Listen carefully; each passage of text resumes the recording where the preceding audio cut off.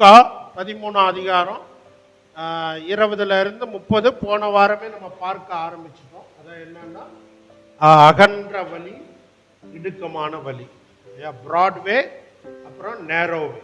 சரிங்களா? அதுல ஆண்டவர் வந்து பரலோக ராஜ்யத்துக்கு போறதுக்கு நேரோவேல தான் நம்ம போக முடியும் அப்படின்னு அவர் சொல்றாரு. அது பட்டணங்கள் தோறும் கிராமங்கள் தோறும் இயேசு கிறிஸ்து என்ன பண்ணாரு, அவருடைய ராஜ்யத்தை பிரசங்கம் பண்ணிட்டு போதிச்சுட்டு வந்தாரு. அப்படிங்கிறதுல நம்ம ஆரம்பிச்சோம். இடுக்கமான வாசல் வழியா நம்ம உட்பிரவேசிக்க பிரயாசப்படணும் அப்படின்னு ஆண்டவர் இயேசு சொன்னதை குறித்து போன வாரமே கொஞ்சம் டிஸ்கஸ். தேவனுடைய ராஜ்யத்துக்கு போற வழி நெருக்கமானது, அது கொஞ்சம் கடினமானது அப்படிங்கிறத பார்த்தோம். ஆண்டவர் என்ன சொன்னாரு, பலவந்தம் பண்ணுகிறவர்களே தேவனுடைய ராஜ்யத்துக்குள்ள பிரவேசிப்பாங்க. அப்படின்னா என்ன பண்றது, கட்டாயமாக சில காரியங்களை வெறுக்க இல்லைனாக்கா ஒதுக்க நம்மளை அர்ப்பணிக்கணும். அதை குறித்து நம்ம பார்ப்போம். இப்போ அதுல அந்த முந்தினோர் பிந்தினோர் அதை கூட போன முறை நம்ம இப்படி பார்த்தோம். என்ன பார்த்தோம், ஒரு கவர்மெண்ட்லையும் ஒரு ஆர்கனைசேஷன்லையும் ஒரு ஸ்தாபனத்தில் வேலை செய்யறாங்க, இல்லை ஒரு கவர்மெண்ட்ல வேலை செய்யறாங்க. பொதுவா அங்க என்ன அடிப்படையில் ப்ரமோஷன்,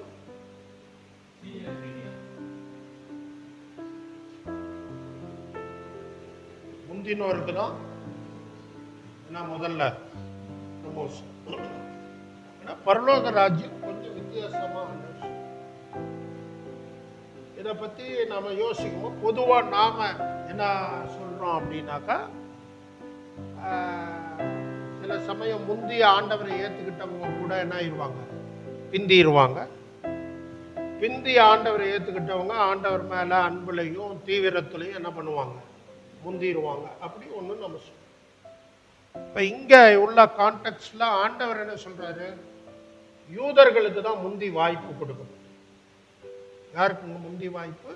யூதர்களுக்கு, இஸ்ரவேலருக்கு தான் முந்தி வாய்ப்பு. அப்ப இவங்களோட முற்பிதா தான் யாரு, ஆபிரகாம், ஈசாக்கு, யாக்கோபு. இப்ப இவங்க எங்க உள்ள போயிடுறாங்க, தேவனுடைய ராஜ்யத்துக்குள்ள போயிடுறாங்க. ஆனா அவங்க சந்ததியில வந்த இவர்களோ எங்க இருக்காங்க, இருளுக்குள்ள, இல்ல அழுகையும் பற்கடிப்பும் நிறைந்த பாதாளத்துல இருக்கிற ஒரு சூழ்நிலை. அப்ப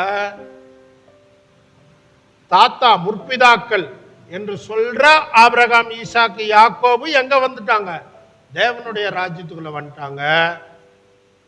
ஆனா இவங்க இல்ல. அப்படின்னா யார் இருக்கிற, யார் அந்த இடத்துல ஃபில் பண்ணி இருக்கிற, வேற்று ஜாதிகள் இல்லைன்னா யூதர் அல்லாதவர்கள், இஸ்ரவேல் அல்லாதவர்கள், நான் ஜூ. சரிங்களா? அப்ப இஸ்ரவேலர் அல்லாத மக்கள் எங்க வந்துட்டாங்க, தேவனுடைய ராஜ்யத்துக்குள்ள. ஏன்னா அவங்க எது வழியா உள்ள போயிட்டாங்க, இடுக்கமான வாசல் வழியா, மேடு பள்ளங்கள் நிறைந்த, போராட்டங்கள் நிறைந்த, தாக்குதல்கள் நிறைந்த அந்த பாதையின் வழியாக அவங்க எங்க போயிட்டாங்க, தேவனுடைய ராஜ்யத்துக்குள்ள போயிட்டாங்க.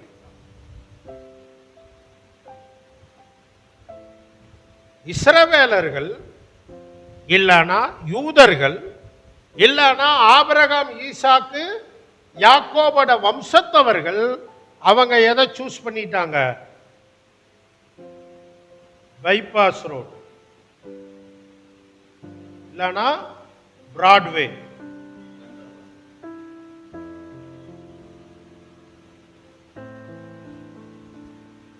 அத தெரிஞ்சுக்கிட்டாங்க. அதனால முந்தின யூதர்கள், பிந்தின மற்ற மக்கள்.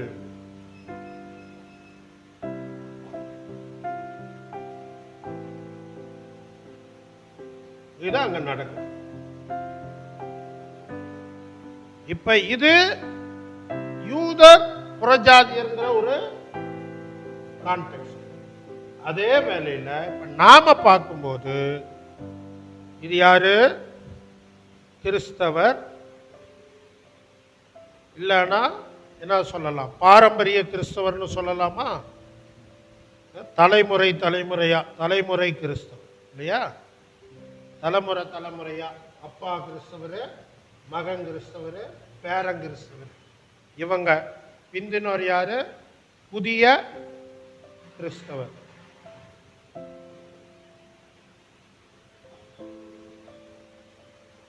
புதிய கிறிஸ்தவர். இப்ப இப்படியும் பார்க்கலாம், அப்படியும். தேவனுடைய ராஜ்யத்துல எதுக்கு முக்கியத்துவம் இல்ல? சீனியாரிட்டி முக்கியம். எங்க அப்பா யார் தெரியுமா, எங்க தாத்தா யார் தெரியுமா, அந்த பேச்சு எங்க செல்லாது? தேவனுடைய ராஜ்யத்துல செல்லாது. So every individual's faith matters. ஒவ்வொரு தனிப்பட்ட நபரின் விசுவாசமும் அந்த விசுவாசத்தின் அடிப்படையிலான கிரியைகளும் தான் பரலோகத்தில் என்ன பண்ணப்படுது? முன்னிலைப்படுத்தப்படுதே தவிர என்ன முன்னிலைப்படுத்தப்படல? சீனியாரிட்டி முன்னிலைப்படுத்தப்படல.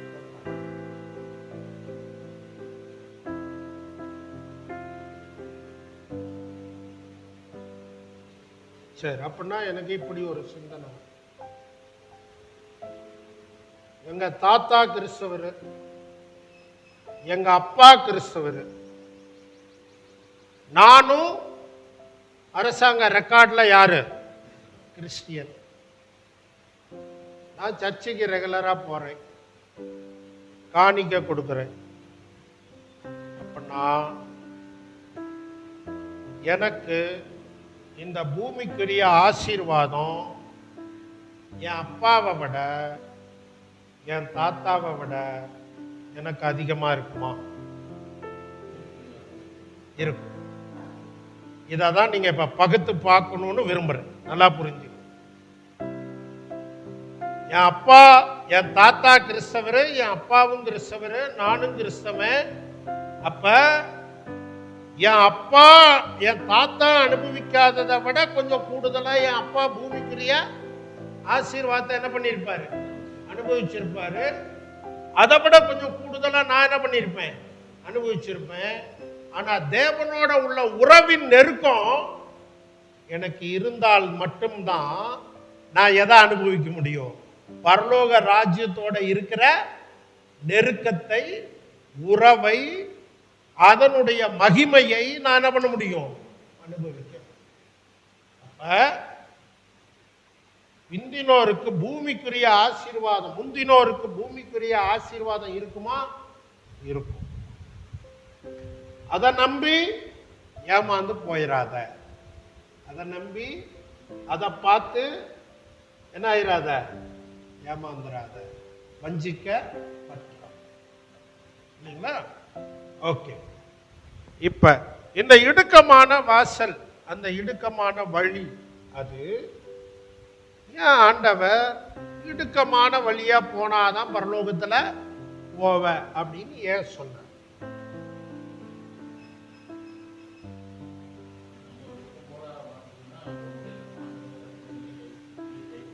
கை கொள்ளணும். இப்ப போன கிளாஸ்ல சொன்னாங்க இல்லையா, இயேசுநாதர் மேல வைக்கிற விசுவாசம் தான் நம்மள என்ன பண்ணிச்சு?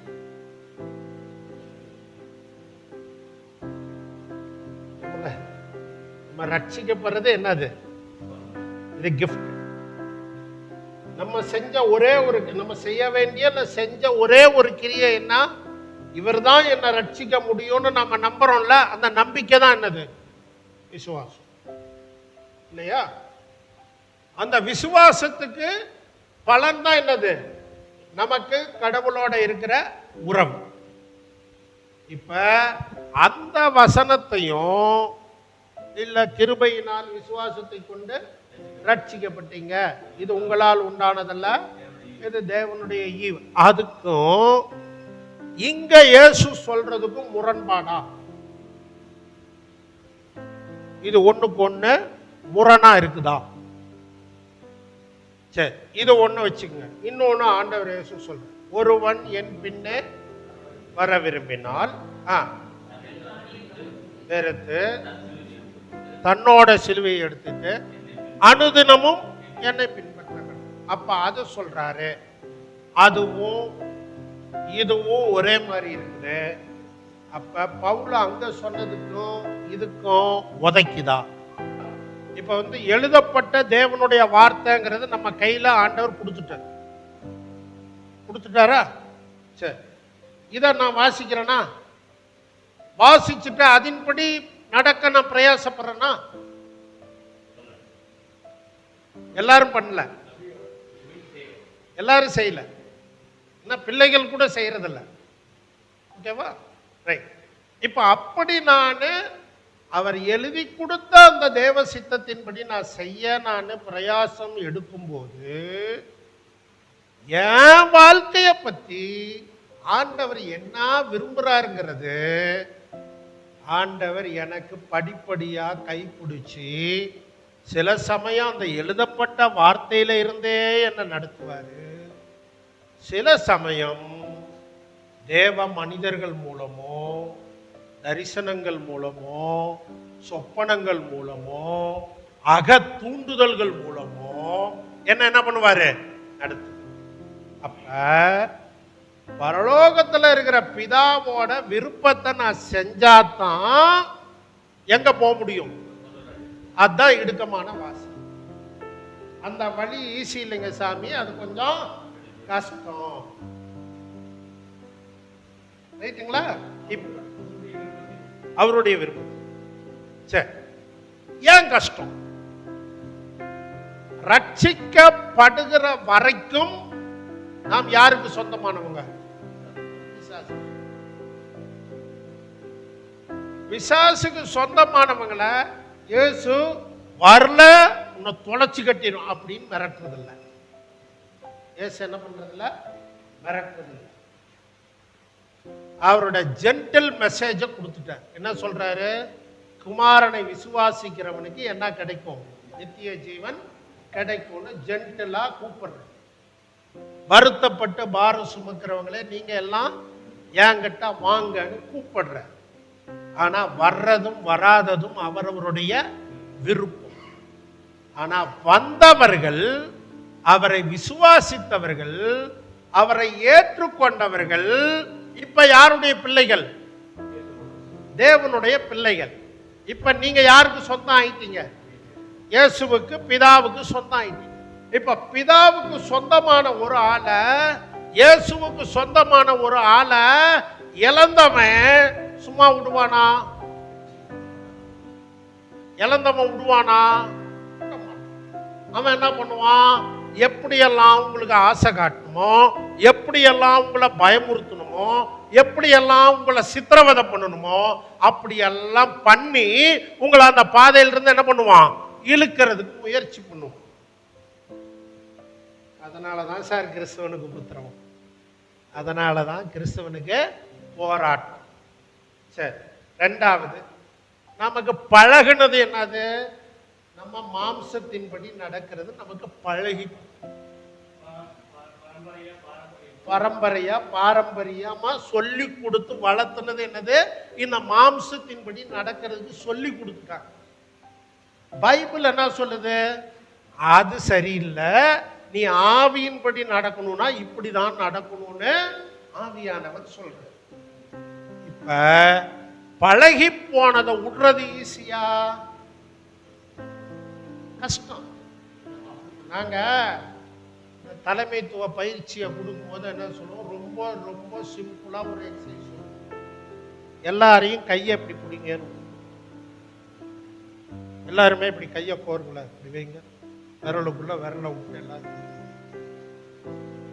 எல்லா விரலும் இன்னொரு விரலுக்குள்ள போயிருக்கும். பிடிச்சிட்டு எல்லாம் கொஞ்சம் கொஞ்சம் டைட்டா பிடிச்சிக்கோங்க. இப்ப உங்க கையை பாருங்க, உங்க இடது கையோட பெருவிரல் மேல இருக்குதா, வலது கையோட பெருவிரல் மேல இருக்குதான்னு பாருங்க. கொஞ்சம் பேருது வலது கை பெருவிரல் மேல இருக்கும், கொஞ்சம் பேருக்கு இடது கை பெருவிரல் மேல இருக்கும். எது ரைட்டு? அவங்களுக்கு எது வசதியோ அந்தந்த விரல். இதுல எது ரைட்டும் இல்ல, எதுவும் தப்பும் இல்லை. பார்த்துட்டீங்களா? இப்ப யாருக்கெல்லாம் இடதுகை பெருவிரல் மேல இருக்குதோ அவங்கெல்லாம் இப்ப என்ன பண்ண போறோம்? கைய மாத்தி வலதுகை பெருவிரல் மேல வர்ற மாதிரி பிடிக்க போறோம். யாருக்கெல்லாம் வலதுகை பெருவிரல் மேல இருக்கோ அவங்கெல்லாம் இடதுகை பெருவிரல் மேல வர்ற மாதிரி பிடிக்கலாமா? மாத்தி பிடிக்க பார்க்கலாம். என்னமோ மாதிரி. அப்புறம் ஈஸியா இல்ல, லூஸ் ஆயிடுச்சு. வேற என்ன பண்ணுது? கம்ஃபர்டபுளா இல்ல. அப்புறம் அன்ஈஸியா இருக்கு. நேரம் ஆக சரியாயிருச்சு. Okay, right. சரி பண்ணணும் இல்ல, இது ஒத்து வரலன்னு தோணுது. ரைட், நல்லா கவனி. இது ரெண்டு கையும் நம்ம கை. வேற ஒருத்தர் கையை நீங்க பிடிக்கல. யாரோட கையே? நம்ம கை. ஒரே ஒரு வித்தியாசம் தான், ஒரு விரல் தள்ளி ஒன்னா ஏத்தி இல்ல இறக்கி பிடிச்சிருக்கிறோம், அவ்வளவுதான் வித்தியாசம். ஆனா அதுவே நமக்கு என்ன ஆகுது? ஒரே ஒரு அரை நிமிஷம் பிடிச்சத மாத்தி பிடிக்கும்போது எப்படி இருக்குது? கஷ்டமா, சிரமமா, கம்ஃபர்டபுளா இல்லாம இருக்குல்ல. வாழ்க்கையில ஏதோ ஒரு காரியத்தை சொல்லி வளர்த்துன ஒரு காரியத்தை மாத்துறதுங்கிறது அவ்வளோ ஈஸியா? ஈஸி இல்லை, கஷ்டம்.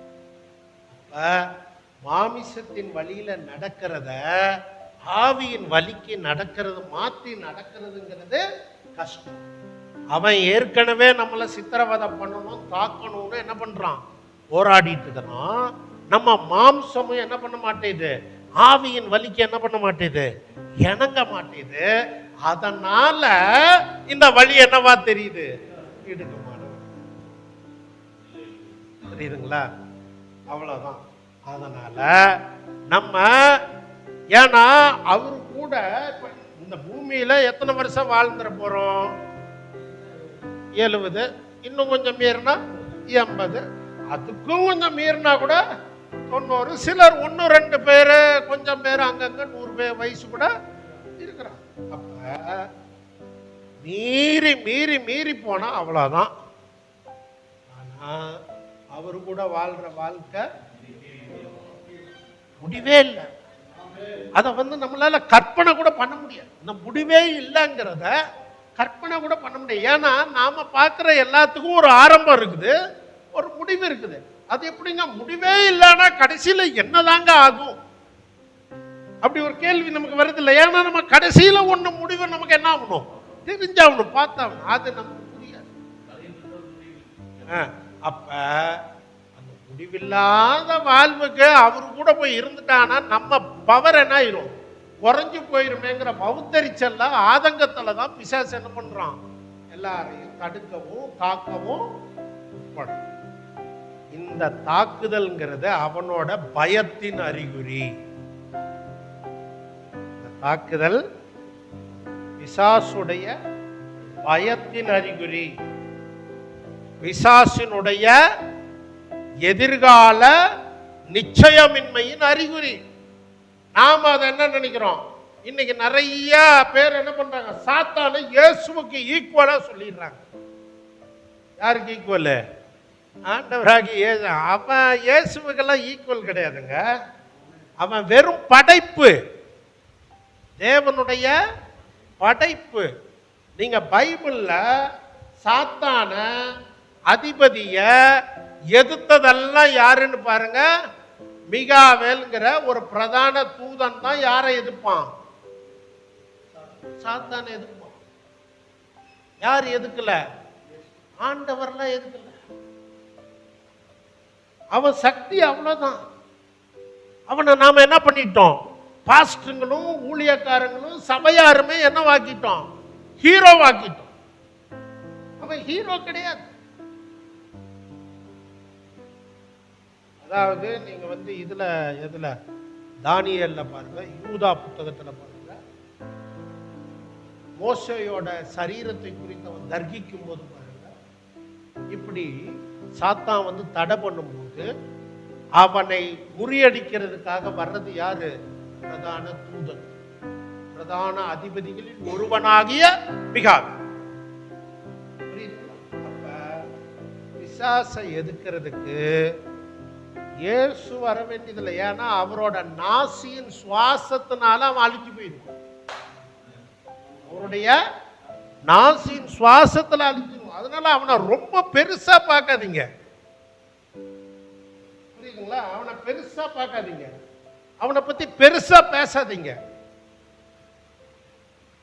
இயேசுவை பத்தி பெருசா பேசினாவே அவன் வவுத்தறிச்சலே புகஞ்சு போயிடும்.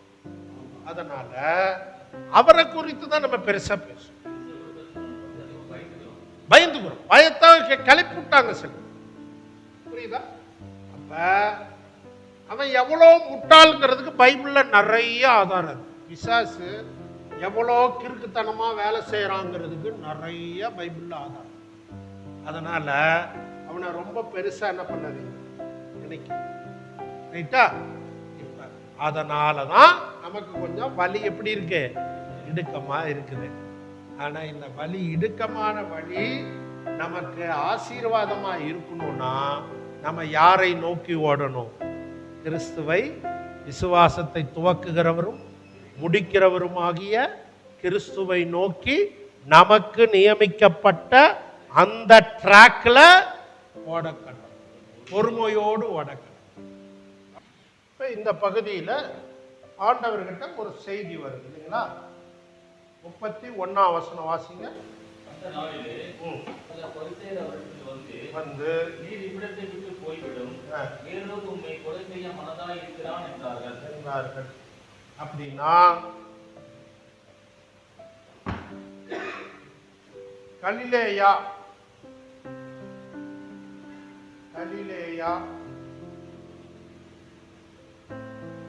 அப்புறம் பெரேயா, இந்த 2 மாகாணத்துக்கும் கவர்னர் யாருங்க?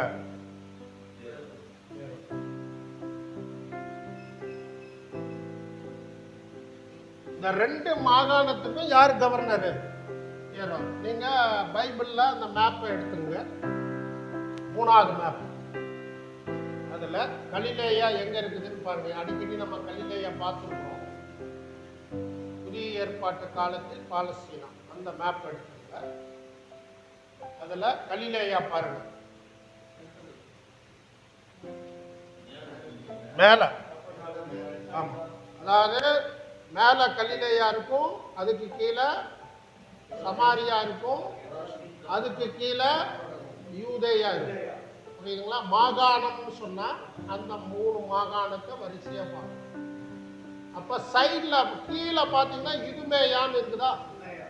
இருக்கா? அந்த பக்கத்துல பாருங்க, கொஞ்சம் மேல பெரேயா இருக்கான்னு பாருங்க, இருக்கா? அப்ப அந்த பெரேயாங்கிற மாகாணத்தையும் கலிலேயாங்கிற மாகாணத்தையும் யார் ஆள்றது? ஏரோது. ஓகேங்களா? இப்ப அப்படின்னா இயேசு இப்ப எங்க இருக்கிறாரு? கலிலேயாவில் இருக்கிறாரு. இயேசு எங்க இருக்கிறாரு? கலிலேயாவில். இப்ப யார் செய்தி கொண்டு வர்றது? பரிசேயர். பரிசேயர்களுக்கு இயேசு மேல அவ்வளோ அன்பா, இயேசுநாதருக்கு எதுவும் ஆயிடக்கூடாதுன்னு ரொம்ப அக்கறையா குற்றம் கண்டுபிடிக்க பார்த்தாங்க. இவங்க வந்து என்ன சொல்றாங்க? ஏரோது உங்களை கொலை பண்றதுக்கு ரெடியா இருக்கிறாங்க, பிளான் பண்ணிட்டு இருக்கிறாங்க சார். அதனால நீங்க எங்க போயிருங்க? கலிலேயாவை விட்டு போயிருங்க. மிரட்டலாக இருக்கலாம், வதந்தியாக இருக்கலாம், எச்சரிக்கையாகவும் இருக்கலாம். இல்லையா? மிரட்டலாகவும் இருக்கலாம், வதந்தியாகவும் இருக்கலாம், எச்சரிப்பா கூட இருக்கலாம். சரி, இப்ப நம்ம ஊழியத்துல இது 3மே வந்துகிட்டே தான் இருக்கும். என்ன வரும்? மிரட்டல்கள் வரும், வதந்திகள் கணக்கில்லாமல் வரும், அப்புறம் எச்சரிப்பையும் வரும். நம்ம மேல அக்கறையுள்ள 1-2 பேர் என்ன பண்ணலாம், ஏன் இந்த இதுல கொஞ்சம் கவனமா இருங்க, நமக்கு ஒரு எச்சரிப்பு கூட கொடுக்கலாம் இல்லையா? சரி, இப்ப இது எந்த வகைன்னு நமக்கு தெரியாது. ஆனா இயேசு சொன்ன பதில்ல இருந்து நமக்கு ஒரு அண்டர்ஸ்டாண்டிங் கிடைக்கும் இல்லையா? அடுத்த வசனம் வாசி 32. அதற்கு அவர், நான் இன்றைக்கும் நாளைக்கும் பிசாசுகளை துரத்தி வியாதியுள்ளவர்களை சுத்தமாக்கி 3ஆம் நாளில் நிறைவடைவேன். அப்ப 2 நாள் எனக்கு என்ன இருக்கு? இன்னும் 2 நாள் எனக்கு இன்னும் என்ன இருக்குது? ஊழியம் இங்கே இருக்குது. இல்லைன்னா ஏரோதுடைய எல்லையில எனக்கு இன்னும் எத்தனை நாள் இருக்குது? 2 நாள் ஊழியம் செஞ்சு 3ஆவது நாள் என் ஊழியத்தை என்ன பண்ணிடுவேன்? நிறைவடைஞ்சு. சரி, 3 நாள் தான் வச்சுக்கலாம் இல்லையா? 3 நாள்னு கூட வச்சுக்கலாம். ஓகேவா? 3ஆவது நாள் நான் என்ன நிறைவடைவேன்னு சொல்லுவேன். சரி, செய்யணும். இது எனக்கு நியமிக்க. யார் நியமிச்சது இந்த வேலையை? பிதா எனக்கு வச்சிருக்கு. இது பிதாவோட அப்பாயின்மெண்ட். சரி, இப்படி நான் இன்னும் செய்யணும். அடுத்த வசனம் வாசி. நான் 3 நாளைக்கு என்ன பண்ணணும்? நடமாட வேண்டி ஆக்டிவா இருக்கு. சூப்பர். ஆமா, நான் எங்கேயும் போய் ஒளிய முடியாது, பதுங்க முடியாது. நான் என்ன பண்ணணும்? நடமாடுவேன், வெளிப்படையா நடமாடுவேன்.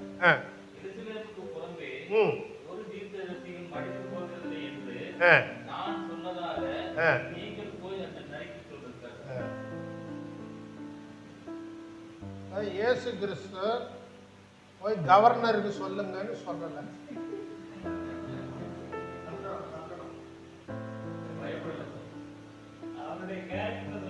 அவனோட கேரக்டர் எக்ஸலன்ட் கேரக்டர். அவன் தந்திரம் நிறைந்தவன், இல்லைன்னா சூழ்ச்சின்னு சொல்லலாம். அது தந்திரத்தை விட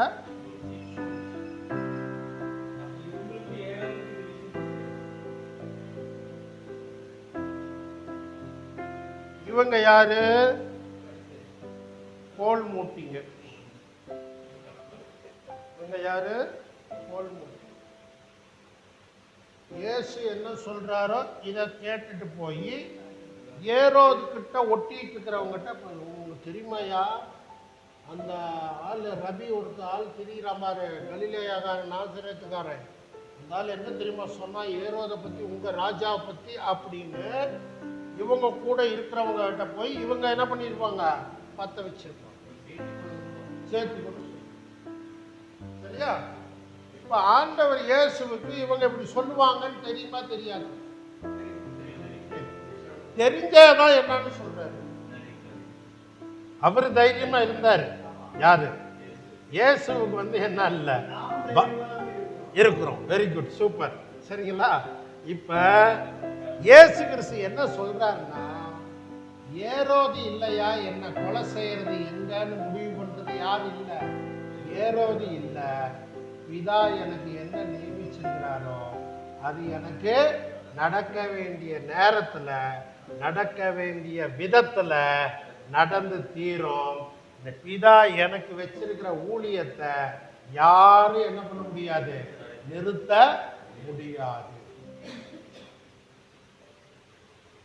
ஐயா, உங்களை பத்தி ஆண்டவர் என்ன பிளான் வச்சிருக்கிறாரோ அந்த பிளானை கட்டாயமா நீங்க எவ்வளோ கோஆப்ரேட் பண்றீங்களோ அவ்வளவு தேவன் நிறைவாக முழுமையாக முடிப்பார். இதை எந்த சாத்தானும் எந்த அரசியல் அதிகாரமும் தடை பண்ண அதுதான். அதனாலதான் நாம் எவ்வளவு ஒத்துழைக்கிறோமோ, நம்ம ஒத்துழைக்கிற அளவுல தான் தேவன் நம்மோடு செயல்படவும் நம்மை நடத்தவும் முடியும். நம்ம பயந்தோம்னா அவரால் என்ன பண்ண முடியாது? நம்மை கொண்டு செய்ய வேண்டியதை செய்ய முடியாது. அதுக்கு காரணம் அவர் இல்லை.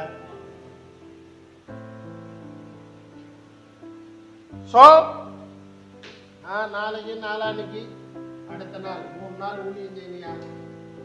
இதை எந்த கொம்பம் வந்தாலும், நம்ம பாஷையில சொன்னோம், எந்த கொம்பம் வந்தாலும் இதை என்ன பண்ண முடியாது, தடுக்கவும் முடியாது, மாற்றவும் முடியாது. உனக்கு தான் தெரியுமே எருசலேமை பத்தி. எருசலேம்ல தான் தீர்க்கதரிசிகள் என்ன பண்ணப்படணும், கொலை செய்யப்படணும். இது வரைக்கும் தீர்க்கதரிசிகள் கொலை செய்யப்பட்டது எருசலேம்ல தான். எருசலேமுக்கு புறம்பே ஒரு தீர்க்கதரிசியும் கொலை செய்யப்படுறதில்லை. அதனால இந்த நரி என்ன சூழ்ச்சி பண்ணாலும் தந்திரம் பண்ணாலும் பிதாவோட சித்தத்தை அவனால என்ன பண்ண முடியாது, தடுக்க முடியாது.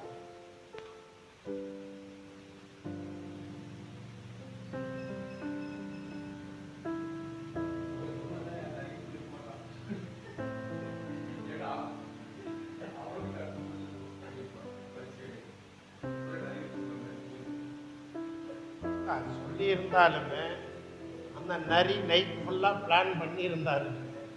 என்ன இருக்குது, அவரை பிடிக்கும். ஏன்னா அவங்க சொந்த ஊருக்காரங்க, அந்த ஊர்ல தான் வளர்ந்தாரு.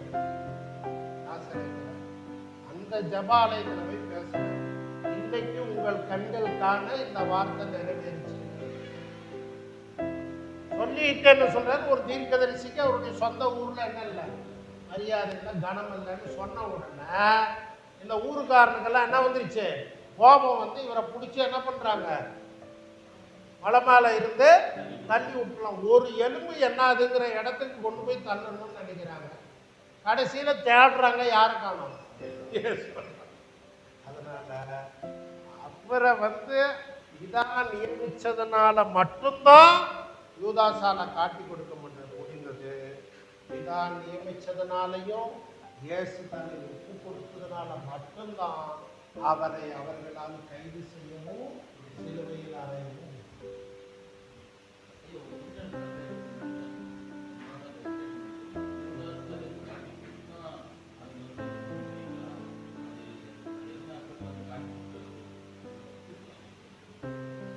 அதான் ஒண்ணு வந்து பிதாவின் சித்தம், 2 வந்து யூதர்கள் மத்தியில ஒரு பழக்கம் இருக்குது.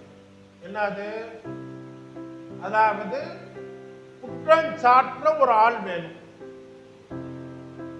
இவர் தான் அவர் அப்படின்னு என்ன பண்ணும், கொடுக்கணும். ஒண்ணு கொடுக்கணும். அதாவது பிராது பண்றதுக்கு ஒரு ஆள் வேணும்ல, கேஸ் ஃபைல் பண்ண ஒரு ஆள் வேணும்ல, அந்த மாதிரி ஒரு ஆள். அப்ப அதுக்கு 2 சாட்சி வேணும். அந்த 2 சாட்சி தான் தேடுறாங்க. பிரதான ஆசாரியன்ட்ட கூட்டிட்டு வந்துட்டு ஒவ்வொன்னா சொல்றோம், எதுவும் ஒத்து வரல. ஏன் சாட்சி வந்து என்ன ஆகல, அவங்க சொல்றதுக்கும் இயேசுவை கொலை பண்ற அளவுக்கு வேலிட் ரீசனா என்ன வரல, சாட்சி வரல. பிரதான ஆசாரியனுக்கு மண்டையை பிச்சுக்குது. கடைசியில கேட்கிறான், பாரு சர்வ வல்லவருடைய நாமத்துல ஒண்ணு கேட்கிறேன், நீ தோத்தரிக்கப்பட்ட தேவனுடைய குமாரனா அப்படின்னு கேட்கிறாரு. அவர் என்ன சொல்லல, மௌனமாய் இருக்கிறது. ஏசு என்ன பண்ணல, மௌனமா. அது வரைக்கும் நிறைய குற்றம் சாட்டும் போது அவர் எப்படி இருந்தாரு, மௌனமா இருந்தார். ஆனா நீ சோதரிக்கப்பட்ட தேவனுடைய குமாரனான ஒண்ணு என்ன சொல்றாரு, ஆம் நீ சொல்லிட்டு என்ன சொல்றாரு, இது முதல் மனுஷகுமாரன் வானங்கள் மேல் வருகிறது, சர்வ வல்லவருடைய மகிமை மீட்டெடுக்கிறது நீங்கள். உடனே இவர் ஆவேசம் வந்துருச்சு. யாருக்கு, பிரதான ஆசிரியர் வஸ்திரத்தை கிழித்துக் கொண்டு, இதை விட வேற என்னையா சாட்சி வேணும், இவனை கொலை செய்யறதுக்கு இதுவே.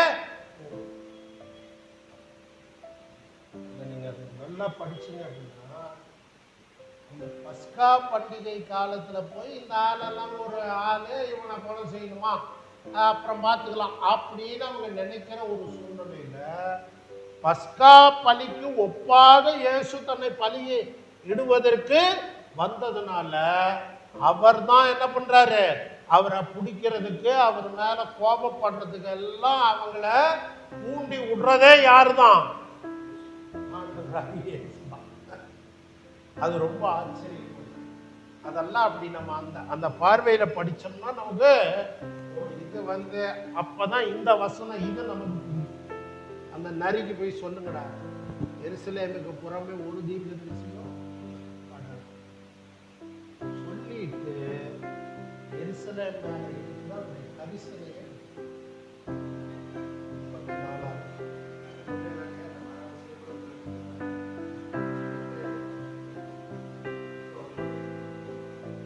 34 எருசலேமே தீர்க்கதரிசிகளை கொலை செய்து உன்னிடத்தில் அனுப்பப்பட்டவர்களை கல்லெறியோடு கோழி தன் குஞ்சுகளை தன் பிறரின் கூட்டி சேர்த்து கொள்ளும் வண்ணமாக நான் எத்தனை தரமோ உன் பிள்ளைகளை கூட்டி சேர்த்துக் கொள்ள மனதாயிருந்தேன், உங்களுக்கோ மனதில்லாமல் போயிற்று.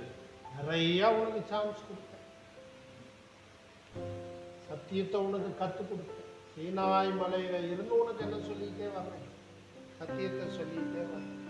தீர்க்கதரிசியெல்லாம் மனம் திரும்பிடுவியான்னு பார்க்கிறேன். ஆனா இஸ்ரவேலர்களே, யூதர்களே, நீங்க என்ன பண்ணல, அதை ஏற்றுக்கொள்ள மனசே. இன்னொரு இடத்துல எருசலேமை பார்த்து என்ன பண்ணாரு, கண்ணீர் விட்டு. அப்படின்னா என்ன அர்த்தம்?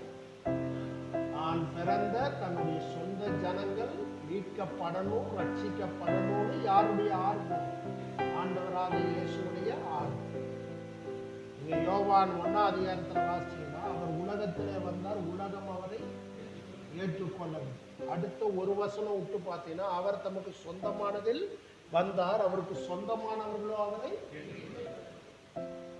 அப்ப அந்த சொந்தமானவங்கெல்லாம் அவரை ஏற்றுக்காததுனாலதான் அவருடைய நாமத்தின் மேல் விசுவாசம் உள்ளவர்களாய் அவரை ஏற்றுக்கொண்டவர்கள் எத்தனை பேர்கள், அத்தனை பேர்களும் இயேசுவுக்கு சொந்தமானவர்களாக மாறும்படி, தேவனுடைய பிள்ளைகள் ஆகும்படினா என்ன அர்த்தம்?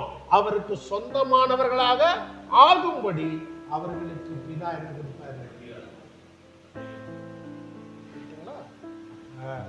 எருசலேம் மேல அவருக்கு இருந்த ஒரு கரிசனை. இதே மாதிரி பவுலுக்கு இஸ்ரவேலர் மேல என்ன இருந்துச்சு? ஒரு கரிசனை இருந்துச்சு. நீங்க ரோமர் 9ஆம் அதிகாரம் 3ஆம் வசனம், 10ஆம் அதிகாரம் 1-3 வசனத்தை பார்த்தீங்கன்னா, அந்த இஸ்ரவேல் ஜனங்களுக்காக சொல்றாரு, என் சொந்த ஜனங்கள் ரட்சிக்கப்படும்படி நானே சபிக்கப்பட்டவன் ஆகும்படி விரும்புவேன். என் இஸ்ரவேல் ஜனங்க பரலோகத்துக்கு வர்றதுக்காக நான் நரகத்துக்கு போறதுக்கு ரெடி. அந்த அளவுக்கு வாஞ்சையோடு இந்த ஜனங்கள் மேல கரிசனையோடு இருந்தார். ஆனால் இங்கேயும் என்ன பண்ணல, மனதில்லாததுனால உன் மேல என்ன வரப்போகுது? 35ஆம் வசனம். இதோ உங்கள் வீடு உங்களுக்கு பாழாய்ப்படப்படும், கர்த்தருடைய நாமத்தினாலே வருகிறவர் ஸ்தோத்திரிக்கப்பட்டவர் என்று நீங்கள் சொல்லும் காலம் வருமளவும் என்னை காணாதீர்கள் என்று மெய்யாகவே உங்களுக்கு சொல்லுகிறேன் என்றார். இது எதை பத்தி சொல்லல? அவர் வரக்கூடிய பவனியை பத்தி இது சொல்லல. கர்த்தருடைய நாமத்தினாலே வருகிறவர் ஸ்தோத்திரிக்கப்பட்ட, அது எதை குறித்து சொல்லுது? மத்திய அவர் திரும்பி வரப்போறார் பாருங்க, அது வரைக்கும் நீங்க என்ன பண்ண மாட்டீங்க. இஸ்ரவேல் ஜனங்களுக்கு வரப்போற அழிவை வெளிப்படையாக இடுக்கமான வாசல், இடுக்கம், கஷ்டம், போராட்டம், பாடு, இதையே கிறிஸ்தவங்க போக்கஸ் பண்றதுனால பரலோகம், மகிமை, கிரீடம், தேவதூதர்களோட உலாவுற வாழ்க்கை, இதை பார்க்காததுனால நாம இந்த வாழ்க்கையை என்னவாவே நினைக்கிறோம்? கஷ்டம் நிறைஞ்சது, நெருக்கம் நிறைஞ்சது, இதையே பார்க்கறதுனால நமக்கு அதோட பரவசம் தெரியவே தெரியல.